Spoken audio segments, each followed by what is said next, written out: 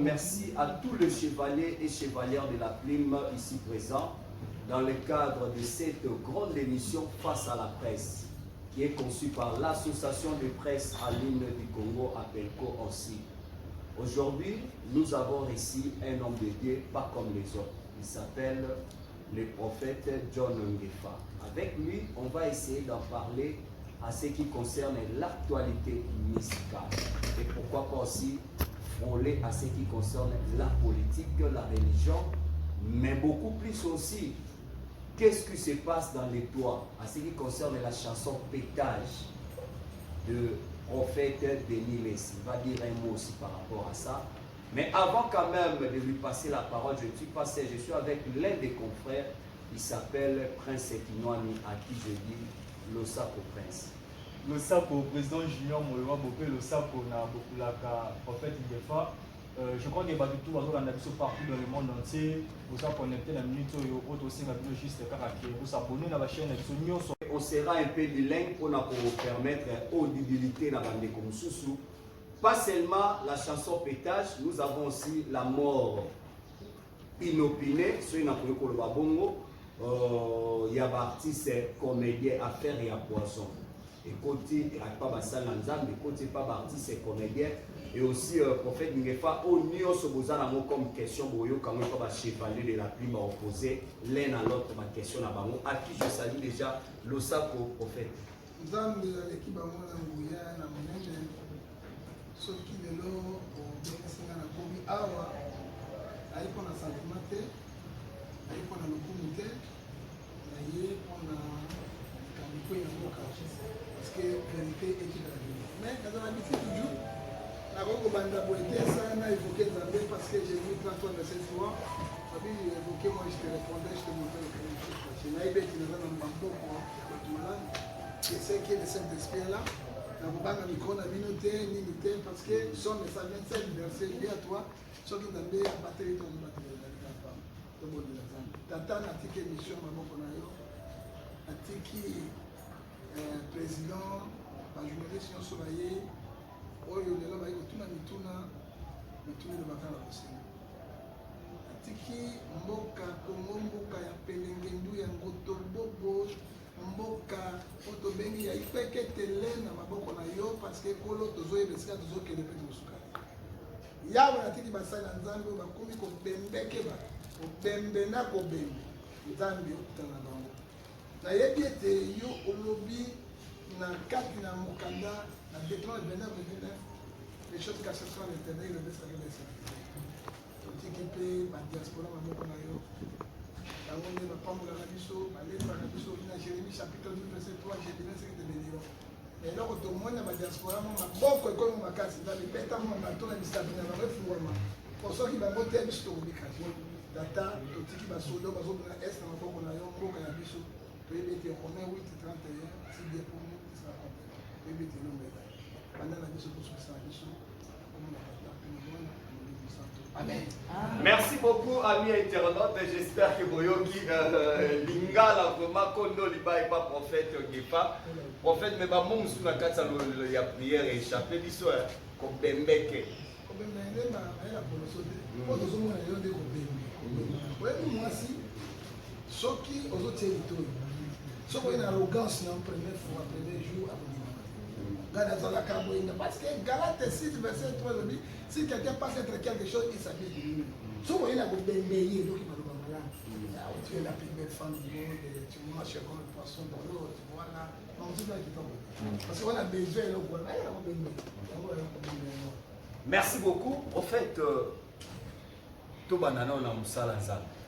Moussala Nzamba lelo, Bassan Nzamba lelo. Aussi l'évaluation de l'ennemi parce qu'à l'époque, quand vous avez dit Nabalaye, moi, le lait a coupé en Zambouana. Le bata pauvre Mumba, le baka obi na époque, na biso tant on dit les Nzambe possible babilo zo kasolo. Ba aussi kao kia bongwani. Mais le l'autre monde est comme dans la page de collaboration Moyemba, j'ai cherché le monde, je l'ai trouvé dans l'église. L'église dans le monde. Aussi ça l'évaluation dans le monde. Vous êtes dans les bons ou bien côté ma écoute. Monsieur le Président, il y a l'association de Makasi Nini. Puis il y a Makasi. Sur le pays moto, aya donc boyebi qui est Moutouana. Moi, je vais dire la vérité avec la vérité.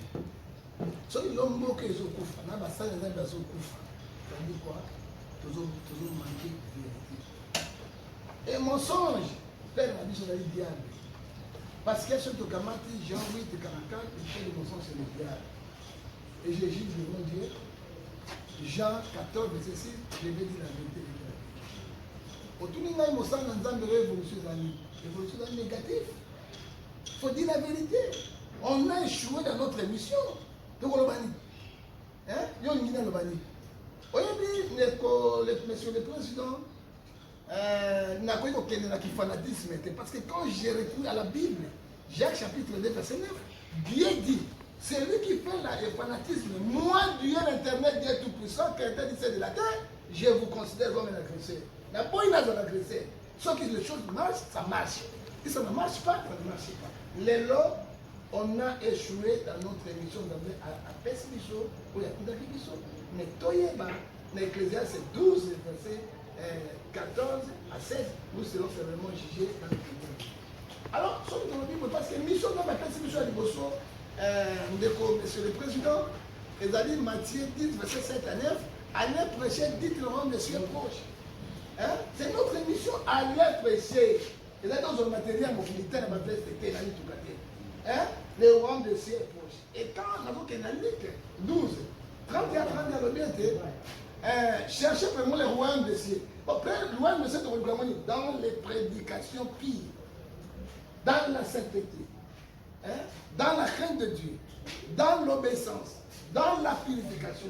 C'est là où nous sommes préparés. Est-ce que nous sommes préparés dans le mot pour tout? Il faut dire la vérité. Parce que les pasteurs, ils sont des commerçants. Ce sont les commerçants. L'église sont les ligabros. On est dans le banni. Non, non, non, je dis la vérité. Ok, na auto bengi, je te dis mes mots. Parce que le couteau, moyibi, escroquerie, ma camonnion, son abri, moyi, quand ils ont dans 4 églises. Nous avons des coups nassima. Tant que Jésus a eu 12 apôtres, mais Jésus a descrit de quelqu'un. 13 ans, de l'autre. Et quand nous prenons la Bible, Ecclésiaste, au chapitre 3, verset 10, et le 1, verset 10, le 10, et là, on va se regarder sur la vérité. Alors, ils ont dit, Tokeba. Et là, on tourne là, ils ont dit, Ephésiens 5, verset 16, rachetez le temps quand les gens sont venus. Alors, rien ne marche dans l'église. Parce que tout le monde a des lots, ils ont toujours mis ma banne dans un mais fait. N'a évité conscience de ma pasteur. N'a évité conscience de ma prophète. N'a évité les apôtres. Je ne sais pas. Et là, on dit que nous sommes nous, nous sommes hein? Est-ce que mission de ma mission de l'eau? Ma camoufle de zone de l'eau. Et bon, parce que la Bible, le baki, dans Matthieu 24, verset 25, alors je vous annonce davantage. Et c'est là qu'on a cicaté. Parce que la Bible, c'est notre constitution. La Bible a tout parlé. Et là, on dit, bon, nous hein? Hein? Vous savez comment on a dit? Est-ce que les lois n'a pas à ta 5 meilleures églises aussi que l'église? On a 5 meilleurs pasteurs à Boza. Il faut dire la vérité, monsieur le journaliste. Il y a 5 pasteurs basés Bélé. On a dit à Kinshasa, et puis dans la République démocratique comme Bazali et Bélé. Selon eux, Boza. La montagne est la haute à 3-4 ans. Mais pour moi, je suis défenseur du christianisme. Dans le stade, il y a des musulmans contre la chrétienne. On a pasteur sur le basoni, il y a des pella. Bamoukoune, bazali ko pella, bamoutoum, bazali ko pella. C'est que c'est hein? Dans bakokai koyate. Les imams musulmans, l'équipe biso na kotango ye ba Bible. Hein? Mais biso dans la Coran. Dans le Coran, ba ye biso. J'ai réussi à canaki na cette Bible. Ba imam ba autant na mec. Bazot en Arabie Saoudite partout. Ça dit quoi? La question tout le monde, je peux dire, où il y a l'équipe motorisée? C'est Dieu lui-même qui connaît, parce que c'est celui qui sont lesquels des hommes. Mais vous voyez, c'est que dit la Bible, Matthieu 7, verset 16. Vous les reconnaîtrez par leur force. Alors, pour tout le monde, le meilleur des meilleurs, pour le moment, on a Robin Nzambe, c'est Papa qui l'a dit, c'est le Père de l'Église. La 4 églises de l'éveil, nous avons 3 fondateurs. C'est que les gens oublient. C'est Papa qui l'a dit, qui reste en vie. Mose adi na bala autaki Uganda na Tanzanie ayaki awa kachwapa alandaki Mose edi na bala Mose Papa Kelani. Vraiment il vient en France à la Brazzaville babengi awa alandaki papa kilani namoji oyo asali nzambe malamu oyo asali kades oyo mosu asali oyo nani vernon c'est équipe na nini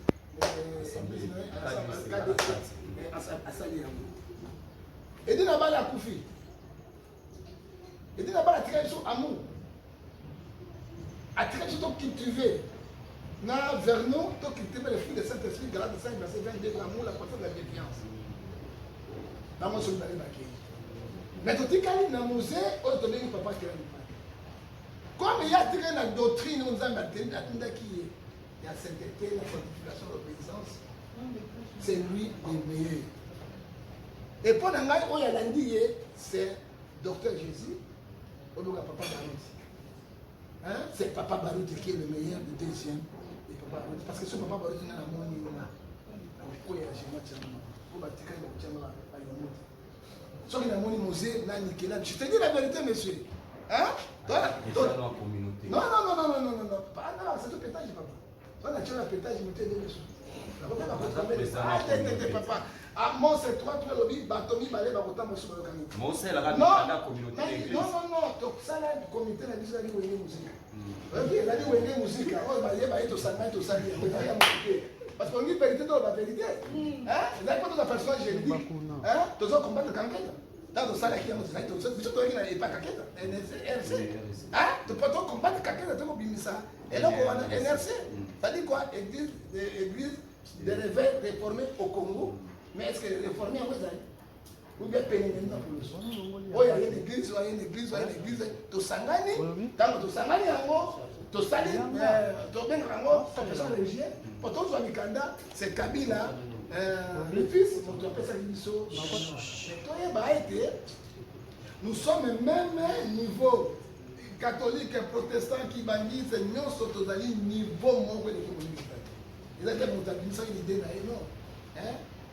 Oya ale makaba ye nani JPP na ye wela swana ye nani ye basangani force na mutamba pendant. Merci beaucoup Lord Dédé Prince Kizwani un mot avant to pesa bande comme sous ba question.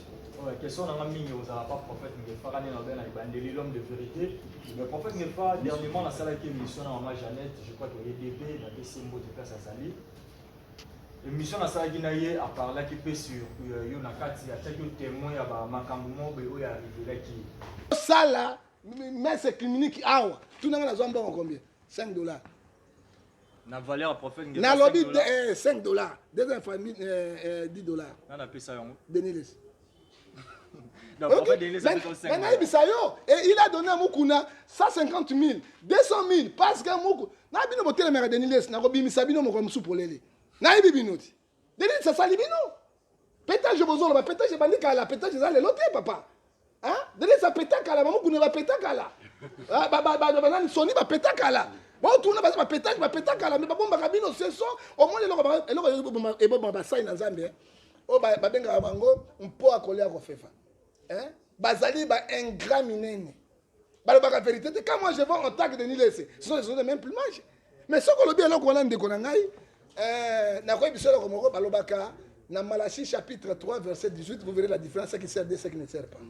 OK papa biso so ko lobi oui Yesu ye moko bandima qui était batuka qui est mais akufeli biso bondimi te bondima ngefa hein mais moko na okufa ndebo na médaille d'or na deuil national parce que je sais ce que j'ai fait à cause de DP Moutakozwa ngaite kobi manini moi je suis la vérité ce que loko malamu sali na loba eloko ya malamu lati siko église ekufi siko bolingina lobani.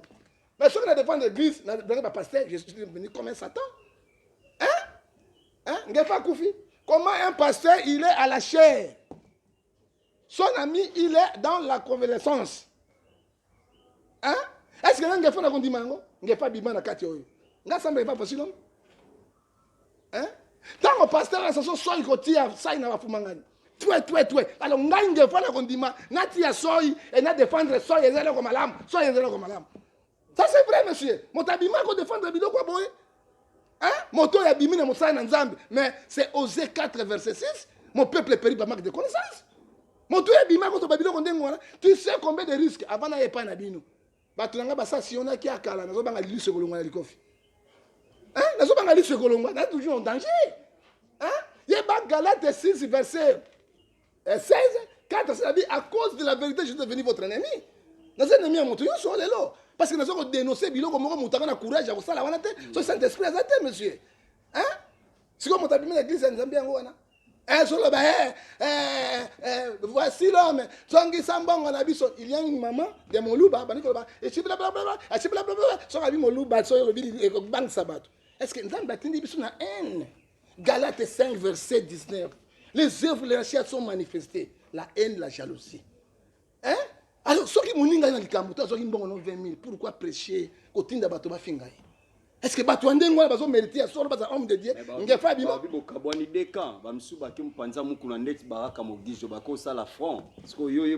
voici l'homme. Voici l'homme.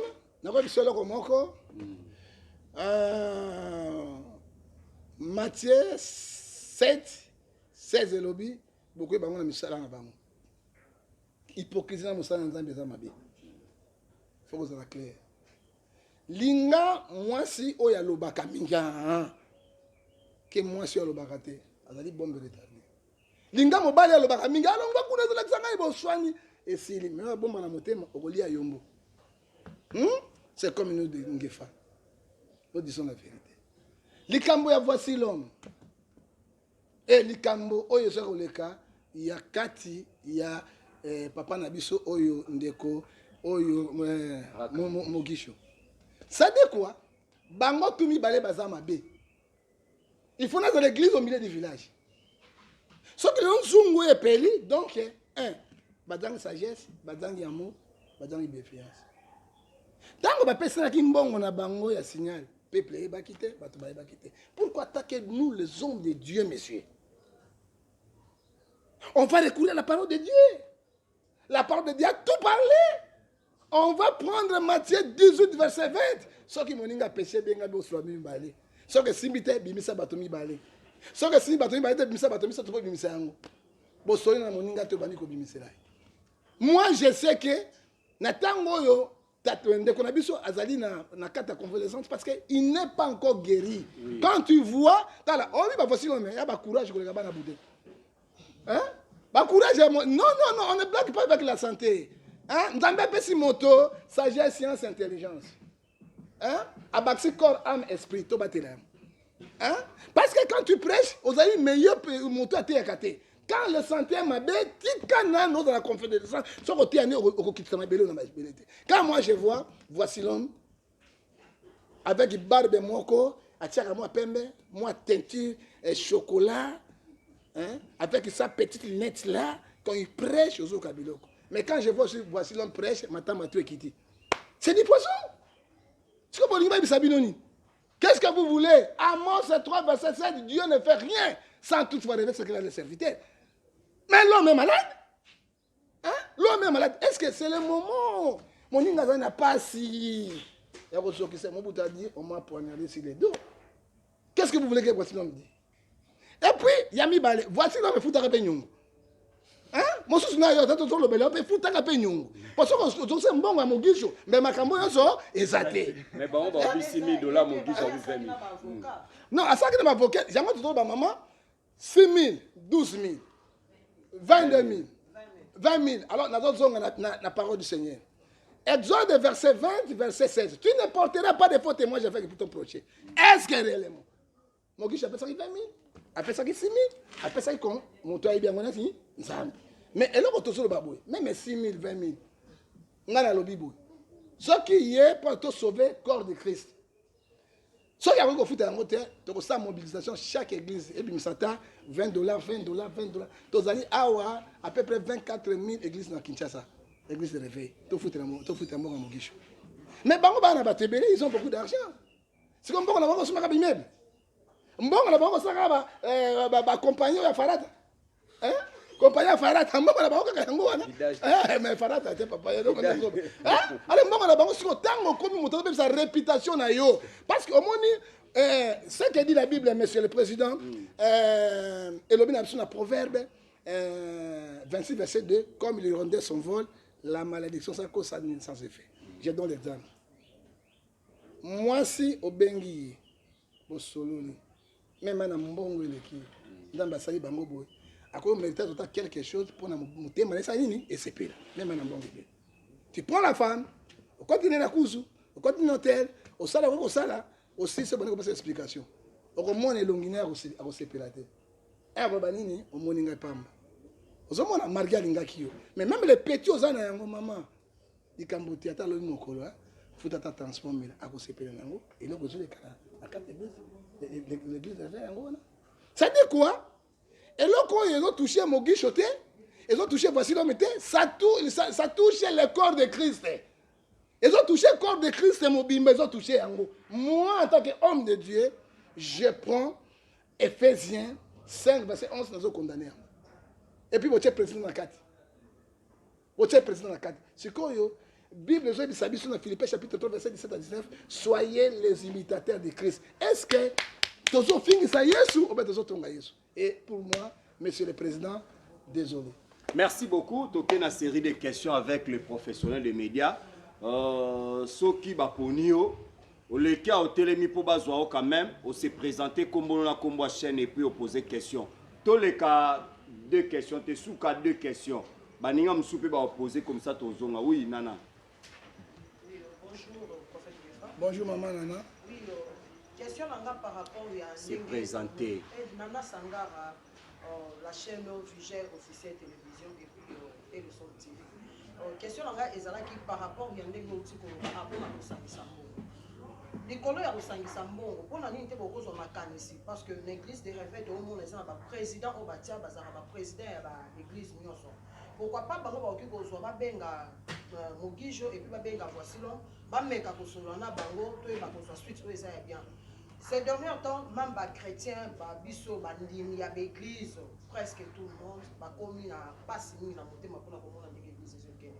Est-ce que kosana moyen te na ndenge ozobe ya boyeki koyebisa président on a l'église de réveil ba meka mpe kosangisa bango ba kotisa bango. Question pe ya mibale ezalaki ya kolakisa par rapport ya pasteur na biso Denis Lesco to moni lo akoti studio asali pétage to moni kombo ya nzambe te za na kati. Est-ce que ezalaki pétage yango ou bien ezali koyokisa l'église de réveil passe? Merci. Merci beaucoup, monsieur le président. Je peux répondre? Oui. Merci beaucoup. Na mituna na très capital. Na kasi tango na bandi na bandeko na lobi pe likambo. Maman, soki tu as une structure lokola catholique, lokola protestant, lokola musulman, même lokola kibangiste, les ordres ezali. Église de réveil, yada wenge musique. Hein? Nani qui est qui? Nani a dirigé nani? Hein? Olaninga. Et les présidents de l'église de réveil sont des étiquettes. Est-ce que Dodo Kamba a appris un tango qui a influencé Sony ou bien Mouton? Est-ce qu'il y a une influence à l'église? Il y a un côté na yo, na côté na yo. L'église de réveil sont des commerçants. Hein? Baba boutique ba commerçant, Nzambe a bengi bangote. Pour ceux qui Nzambe a benga ki bango ya solo, église est comme une crise. Qu'est-ce qu'il faut faire? Il faut ça là. Église RNC, RC, donc qui même quoi associé Bampaka, mettons mon catholique. Parce que, ou bien, papa, beaucoup de gens sont à protestants. Doyen ya kato sang, c'est tout le kato sauvé église Nzambe. Somme 133 verset 1 à 4 bi Nzambe ne sengolo kola mafuta, tous à l'ensemble, kola mafuta ezo sopa na mutu ya lona. Ezo kita na barbe bino bandimi na bilamba. Maman, réponse est simple.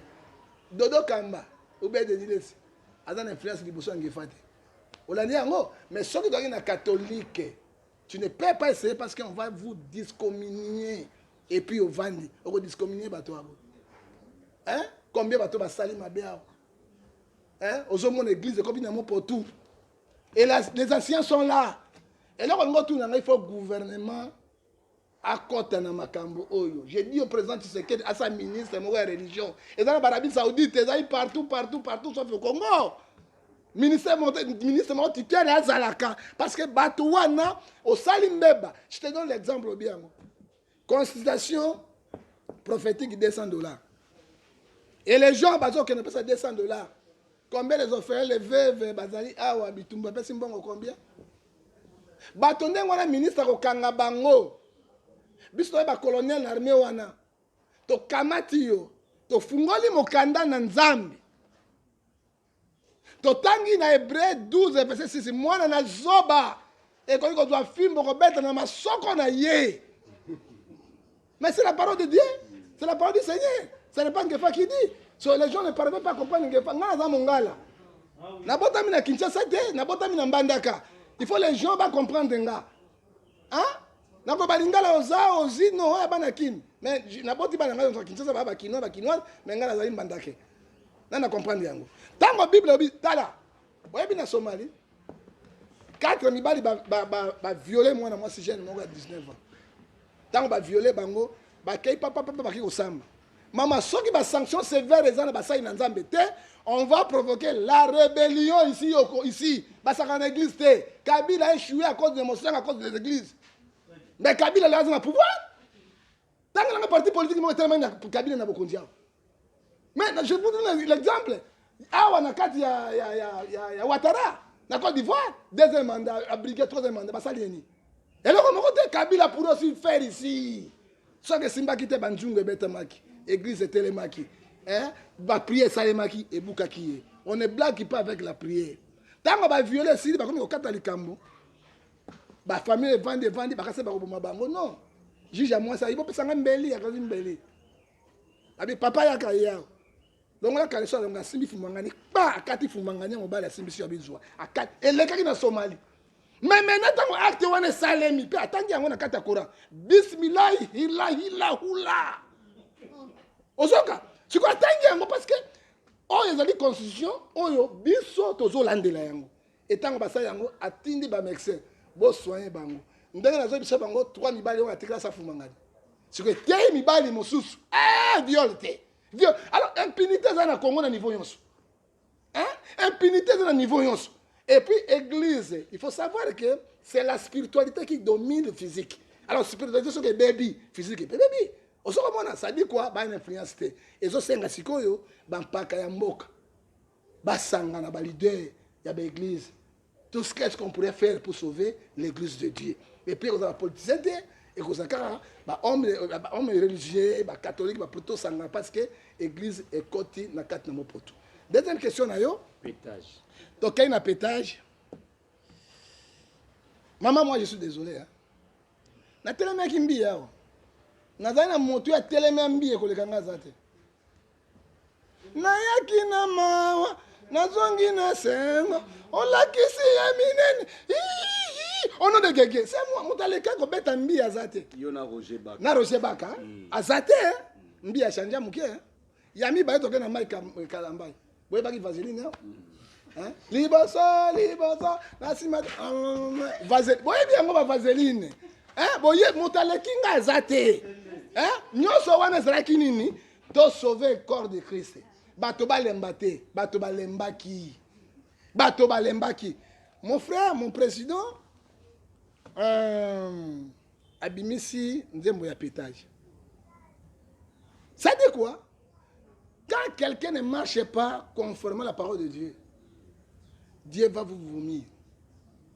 Et la Bible me dit, après ces 3 versets 14 à 15, tu es ni froid ni bouillon. Ni bouillon ni froid. Moi, Dieu, je vous nourris dans ma bouche. Tant qu'on Zambie a Sanji Bango, à côté de Kabino, na Deutéronome 28, verset 28, esprit d'égarement. Et dans cet esprit d'égarement, personne ne peut te sauver. Ce que nous voyons aujourd'hui, c'est l'Apocalypse. Hein? Un passage qui a pétage. Hein? Et puis, je te forme aujourd'hui. Hein? Dans le pétage, hein? Dis que moi, il a décalé. Je te dis aujourd'hui, éco-cartonné monde de Mobimba. Hein? Pourquoi? C'est Jacques chapitre 3, verset 14 à 15.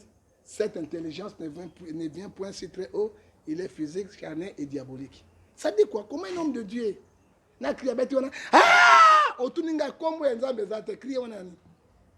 vois la Seigneur de Seigneur, gloire de gloire, Alpha, Oméga, au commencement, au temps de la fin. C'est toi qui es le plus haut. Akumise, non. Kaka, ba disque moko, ba sonorisation diabolique. L'obi te condamne qui baninga, les lots uzali wapi. C'est ça le problème. Les lots te condamne l'obi baninga, les lots uzali wapi. Ça me fait honte. Ça dit quoi? Nzambe asanji Denis Lesi, na façon nyonso. Hein? Et puis bino bato boza simanaye. Bozo participer katinaye.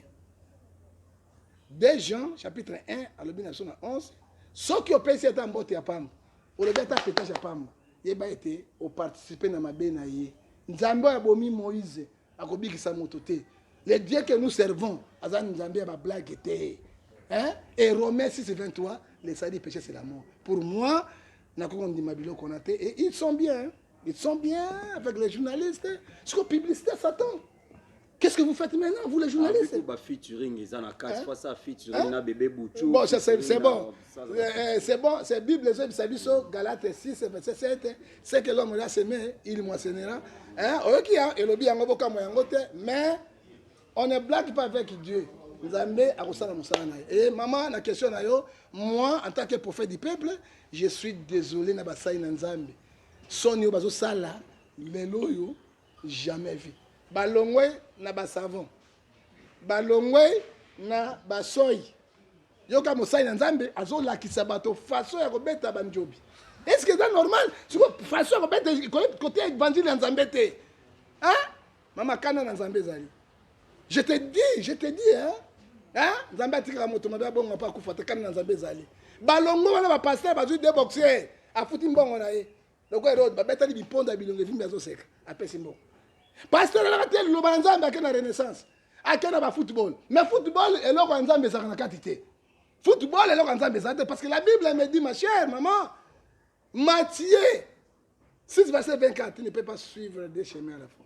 Ce que nous voyons aujourd'hui c'est Ephésiens 5, verset 7, racheter le temps car les jours sont mauvais. Mais Bangouna, c'est que Balobaki, par rapport à football, Balobi, apôtre Paul Alobaki courait de la manière pour remporter les prix. Paul pas à la sportif. Courir en gros, les aïeux à balle, n'a pas battu une ponde d'athée.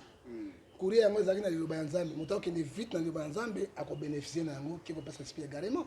N'a pas un match dans la finale, et puis mort, on a contre la quantité. Personne. Hein?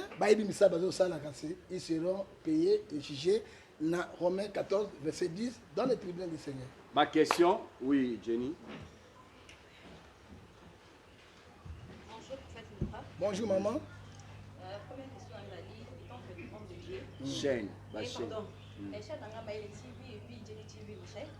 Ma première question, c'est que, étant que homme de Dieu, l'espromion, il y a pasteur, il y a pasteur, François Moutombo, étant que l'homme de Dieu, on a que des espromions, il y a des rapports, il y a des bascules qui est dans la communauté, il y a ACK. Et puis ma deuxième question, il y a pétage. Quelle différence on peut faire entre de l'île et Sinaba?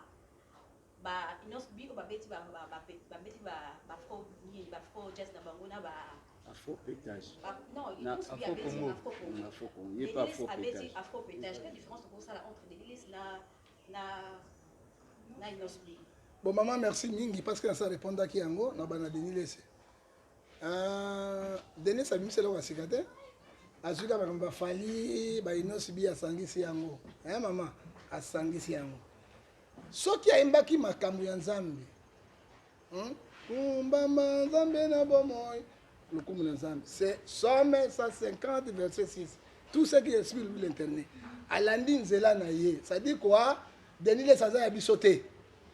Yango n'a pas si confié l'homme idée raison. Malgré tout, tellement confié l'homme idée. N'a tellement là qui est pas. Non, on ne touche pas les loin de Dieu. Somme 105 verset 15. Ala na musala na mais atika biso moto to bunda na bango. Hein maman, mère okota makama zo biso okota makama na bango te. Hein? Akota ngo et ça dit quoi? Je me suis confié à Bisabi sur le dit. Ce qui se passait, c'est Moïse Kalambaï, Moïse Mbiye, Kalambaï, il a continué comment? Moïse Mbiye, homme de Dieu. Oh, Mosusu, homme de Dieu. Kofi, Motamokiri, Motapelenge, lui a frondondo, j'ai dit même. Si on dégaine, Motajet dit même, à Katakati Nabango. Nakolanda, Kofi, on a mis à Bimetozaka, logement. Hein? Tant qu'on confie sur le Babiloko, côté Moussa a raison. Mais Atia peut m'sapiner par homme de Dieu parce que Zacharie chapitre 2 verset 8. Ce qu'on me dit que l'on sur Mumba. Dieu est capable de l'on mouto tous les bandits, attirer les bandits qu'on voit sur les marathés. Nzambe abongo. Hein? Token a mis balé maman. C'est la jalousie. Ezali jalousie. Bien parce que discriminer kaka Mutombo. Mutombo silence n'est pas bombe retardé mes frères. Mutombo ayebi poto ezali na ba paré ndenge nyonso ya ko détecter. Mutombo savent qu'il était empoisonné. poison ngolo tu wapi et pas ya bango maman elle on ngo zoloba amo c'est 3 lobi ba to ba botango so ba yo kanité tango ba ke ba bike monsieur président ngo tanga poison mais na ko ndima micro na été na ko benga pe été na ko pinine na calme c'est pour cela la Bible me dit Exode 14 verset 13 à 14 les Égyptiens que vous ne voyez plus restez calme l'Éternel combattra pour vous calme na ye ayebi yango olingaki ni moto na poison ya bano benga bino ya mibale ko discommie mukomo mutombo à se préparer qui est là. Ça dit quoi? Philippiens, Abina 5, verset 14, toi qui dois réveiller toi. Donc, comment dans Josué chapitre 1, verset 8 à 9, que cet livre de la loi ne s'éloigne point de ta bouche. Médite les nuits et jours. Et puis, lève-toi, prends courage. Mutombo, c'est un grand courageux. Il savait ma caméra au Salem. Et là, quand Mutombo, il y a une élévation. Mais qu'est-ce que dit la Bible, ma chère? Ésaïe 52, verset 13. Mon serviteur prospérera, il m'a dit c'est très haut. C'est Dieu qui élève les gens. Bolingi nini. Toi, tu as bakanjaku. Bolingi nini. C'est là, oyo, en kotaki, na Galate 5, verset 19. Mon inquiété, Mutombo, Amos 3, c'est le but. Dieu ne fait rien sans toutefois regarder ses serviteurs. Hein? Alaki si yango, siko linga kinini. Mutombo, mi benda ki na silence. Lélo, je te donne l'exemple, maman. Que son âme repose en paix, de fait, c'est ce qu'il dit Moulumba. Il fut parlementaire, notamment Mobutu, Azalaki ministre, Azalaki premier ministre, tout cela, jusqu'à la vie n'a commis président. Lélo, moi, nanaye, lélo, tu l'as commis président de la République. Mais ce qui est là, papa, Azalaki n'a vie, et vous avez honneur naïe. Et vous avez honneur naïe, n'a pas combattre, mboumoué, bimi, n'a pas naïté, n'a pas na bolingo. La jalousie, le collagide d'Escariote, 1 Jean chapitre 3, verset 8 à 9, ne ressemblait pas à Caïn qui a tué son frère. Makila Mutombo Bosimbi Ango.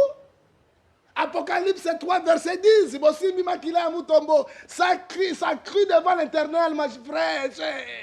Tant que Mutombo est là, Mutombo est tout là. Nini, quelle est la guerre? Hein? Quelle est la guerre? Bimisa. Santé n'est pas mais biso na John pourquoi pleurer? Hein? Moi pour te côté 4 naïe, yombe côté 4 naïe. Hein? Mobutu alelaka devant Kabila le père. Kabila pas ni santé. Non non, trahison ezala ki mais Mutombo bazana atika kolela. Ça dit quoi? Discommunication na yo ba discommunier ezali faux. Et archi faux, c'est la haine. Je t'informe aujourd'hui. Yo discommunier les l'homme Mutombo qui nous ne refusons pas. Philippiens chapitre 2 verset 21. Ce sont les gens qui cherchent leur propre intérêt. Hein? Tant que Mutombo, c'est qui maïele. Atia qui va église na ina ba komone ka voici l'homme. Il savait. Il était prudent. Aibi batoni nazo coopérer na bango.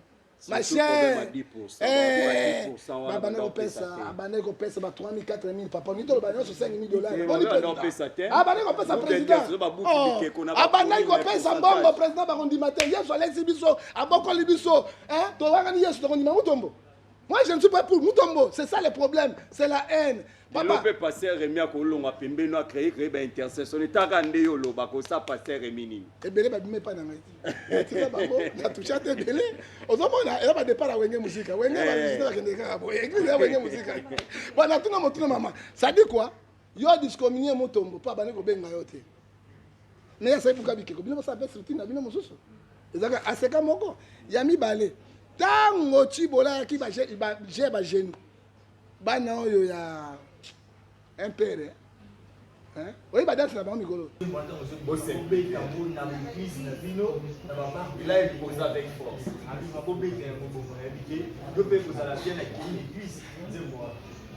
Monsieur le journaliste, on n'a pas mon laïo. Nous avons fourni la parole de Dieu parce que nous n'avons pas répondre par parole. Ça dit quoi, monsieur? 2 Corinthiens chapitre 14 à 15, il n'y a pas la réaction de ténèbres. Est-ce que vous avez mis au pétage quand le rôle en a? Ce qui peuple va à l'ignorance. N'a-t-on pas sabi de leur roman? C'est ici, il y a tant de la fin sur le Kissan. 12 signes au zodiaque, il y a des mots. On a opposé qui? Il faut faire beaucoup d'attention à tous les mouvements. Vous voyez dit 1 Jean chapitre 5, verset 19, nous sommes les enfants de Dieu, il faut savoir quel monde de Dieu sont les regards. Est-ce que vous avez tout un tatouage, pas ça, déjà vous avez la carte d'empire, tout le monde a un tatouage. Par contre, il dit papa, tout, il faut aller pour ça, nécessairement le gouvernement. Moto a ce tatouage, il y a Lyon. Au moins, la moto est besoin de Lyon. Moi, si c'est un salibo, au moins, moi, tu vois, mon lasso, il y a l'État, ma carte en joloko, à l'État. Azawa, papa. Pourquoi esprit ou est économique? Monsieur, quand elle est née, son nom est original. Hein? Ça vient dans le monde de ténèbres. Mundelo bakate kabelo. Akufa musora bongo, il bisa le naï. Hein? On donne ses côtés. Tant que l'on l'a dit à l'esprit, on m'a mis à mort. Est-ce que tu vas y aller? L'on a besoin de passer. Toquer du sabato. Parce que ma paix est pétage, ma toto va bien pétage, j'ai ma bombe. Pétage à bateau, mitou et ça la carte. Pétez les plans. Pétez les choses. Mitou n'a pas. Il y a les gens qui disent ma bombe. Les gens qui disent que tu es un fou. Les gens qui disent que tu vas détraquer ma taille. Dans la geste à l'émotion, ceux qui montent, à bien qu'ils vont mettre un certain. Ceux qui vont me signer, la carte à la grimace. On va gagner mon famille caca. Hé, on va péter. Alors péter. On va demander donc on est yaka. Alors, nous donnons pétage sont les gens que les caboches ne marchent pas. Hein? Les caboches est foutu. Il est dans le. À combien de gens investissent dans des démons? Eh bien, quel cas c'est? C'est pas de ma voix. On sent l'église. On a le monde où on dit l'église. On pète à l'eau, on a mis sur la bateau. On pète à l'eau, parce qu'on a dit. Nous avons mis à Sakanakate. Nous avons mis à Bomi Moïse. À Bomi Kisakoté. Hein? Soyez vigilants. Ecclésiastes 6, verset 14. Rachetez le temps, car les jours sont. Question. Voilà, merci. Paul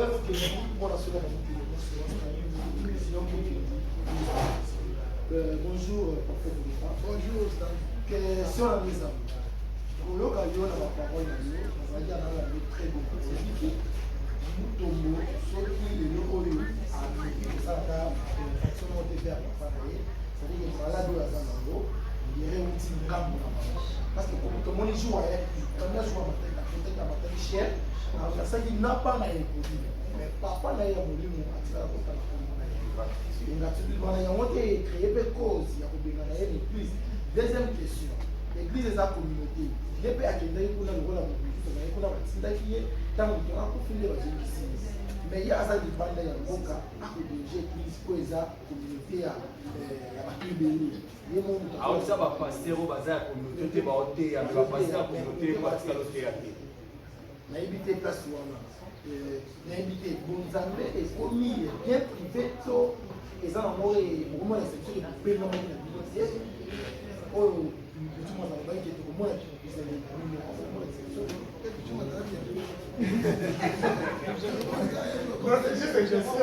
à ça l'église a pompé passer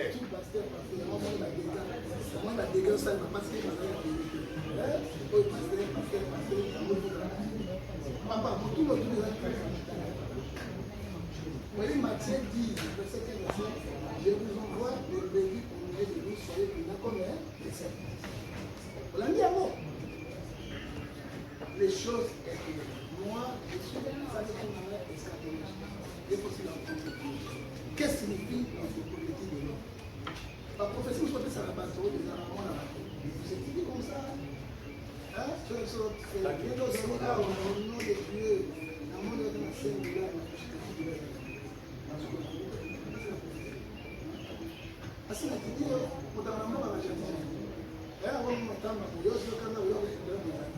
ce n'est pas la prophétie. La prophétie, pour sauter la carrière, ils ont monté. Hein? Ils ont étudié la psychologie de mon lobby. Ça dit quoi? Ils ont une réaction à mon tomo. Les alignés, la moitié dit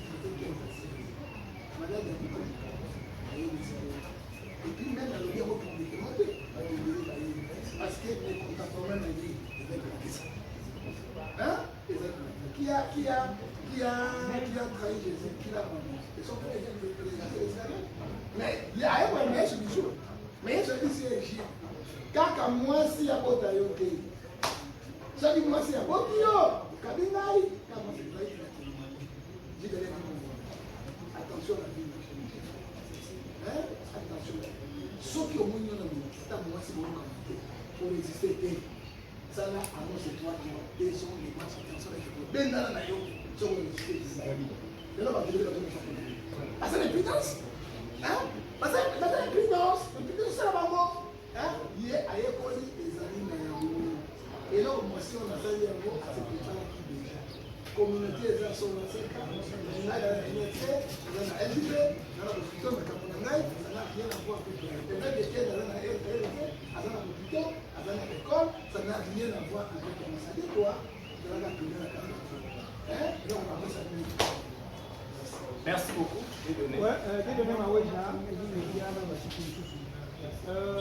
Nous sommes un pasteur de l'université, prophète de l'université. Alors, dit, peuple de Jessie va bailler nos pasteurs parce que nous avons. Alors, nous avons nos pasteurs parce qu'à mon avis, il y a pas de pasteur, peut-être il n'y a pas de pasteur. Bon, tiens, maman, meni na kaka l'église. Nous avons quoi, nous avons bota. Il faut foutre $200 comme nous avons $800. Donc, le peuple a baillé bino. A baillé même les musiciens gospel. Il y a un moment où nous ici album. Album on est sur la société. Alors, même musicien profane. Il y a la troisième voie pour redonner moins espoir dans le peuple de Dieu. Deuxième question par rapport à François Moutombo, à Bassilon. Pour nous, communier Mouki. Pour nous respecter les normes de l'excommunication, et ça nous rend les non, mais je ne sais pas si vous avez dit parce que les gens ne disent pas. Je ne sais pas, mais on répond de eux. Et moi, des fois, je n'ai pas peur de personne. Je me mets en attention. Par exemple, quand après, c'est quand il y a une attaque, je me dis non. Les défenseurs, on est à Congo, j'aime le Congo. Pourquoi il dit Congo? Maman, la maman, papa, la maman, la Suisse. À Botan, so dit, oui, tu vas à la côte de la Suisse. Et mon père vient à vacances ici. Attends, qu'il y a la vie. Moi, j'aime Congo. Et puis, moi, je suis plus au côté. Comment l'antenne de film Max X, vous n'êtes pas gentil, vous ne la pas.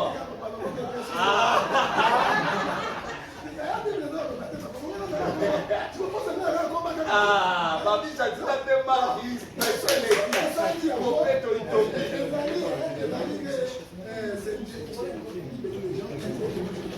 vous reconnaîtrez quand même les membres de ces gars l'antenne de film. Ah!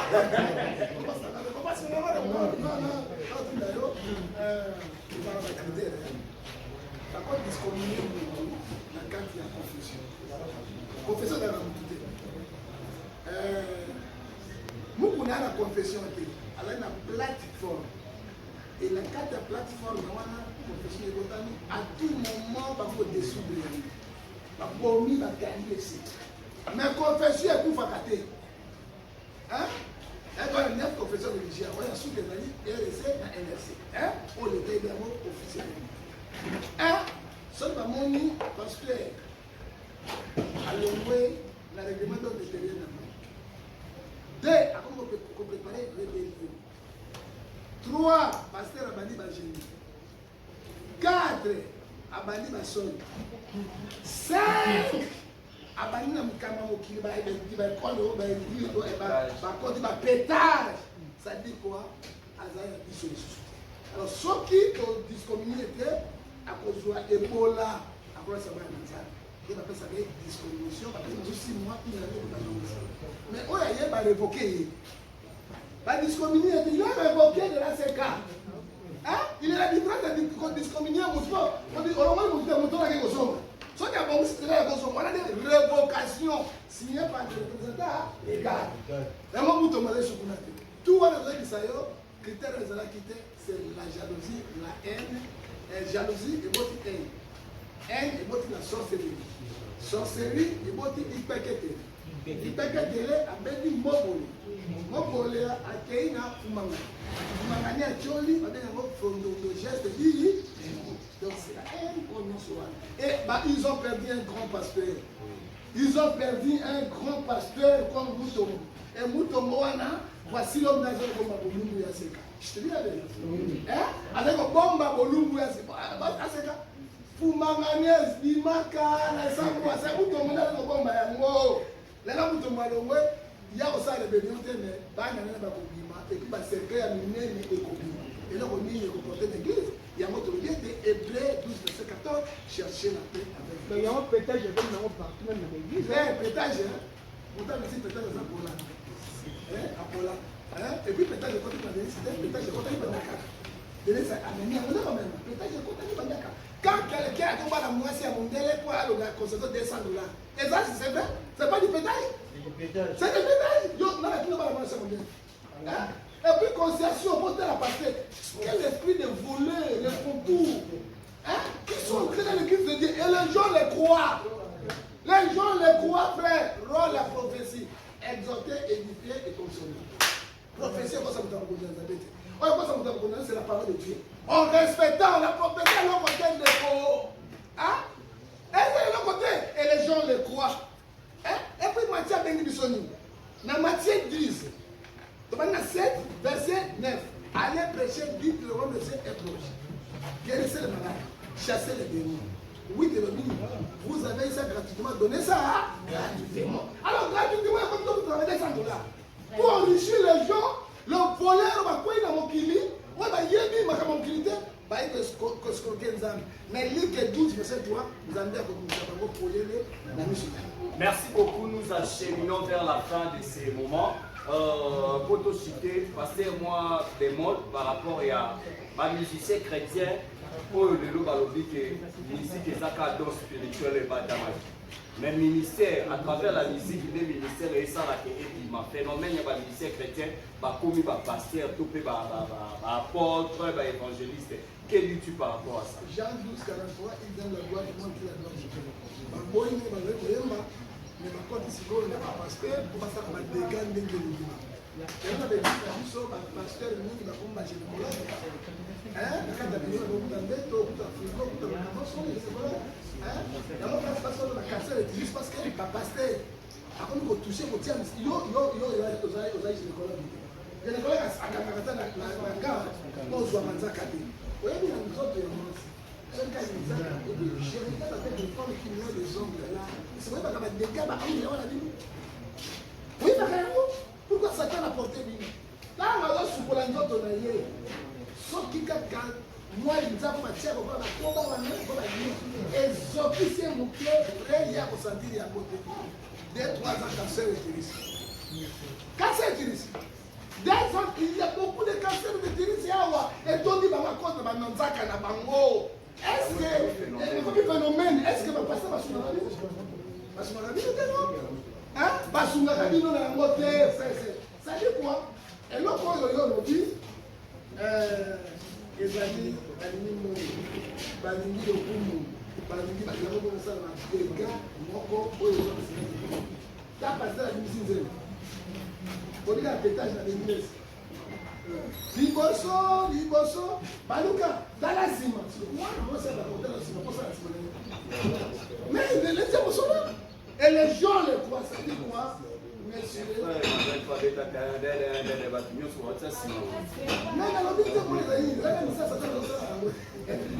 ezali ngai na yo tofungola miso na biso na bike ezokisa biso na ecclésien 5 verset 5 rachete le temps car les jours sont mauvais nzamombi akimisisi tozena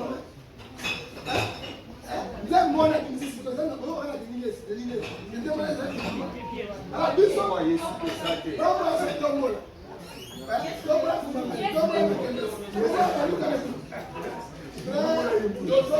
église na nzambe conseil na feti bino bible elobi na biso na kata mokanda na Romains 14 verset 1 faites la création qui sont faites de la foi et ne discutez pas les autres et bible elisi biso mpona suka eza yango na suka mokanda na Matthieu 23 verset 2 à 4 faites boyoka bango bolanda misala na bango te mpo balobaka basalaka yango soki olandi lelo bapaster okokɔta na kati na niveau quel Dieu vous bénisse. Merci beaucoup, amis internautes. Nous sommes pratiquement arrivés à la fin à travers cette émission Face à la presse, qui est conçue par l'Association des presses en ligne du Congo. N'hésitez pas, nous sommes très ouverts pour recevoir qui que ce soit, politiciens, pasteurs, musiciens profanes, musiciens chrétiens, opérateurs économiques. Nous sommes là, contactez-nous. Donc, plus 243 89 67 671. Plus 243 89 67 48 651. Ou soit aller dans notre page Facebook Association de presse en ligne du Congo par appel officiel. Nous sommes là. Je dis grand merci à tous les chevaliers et chevalières de la plume ici représentés. Abonnez-vous massivement dans nos chaînes et surtout commentez, likez, ça nous fera énormément du bien. D'ici là, portez-vous bien parce qu'on est en train de préparer pour recevoir le prophète Denis Les. D'ici là, bye.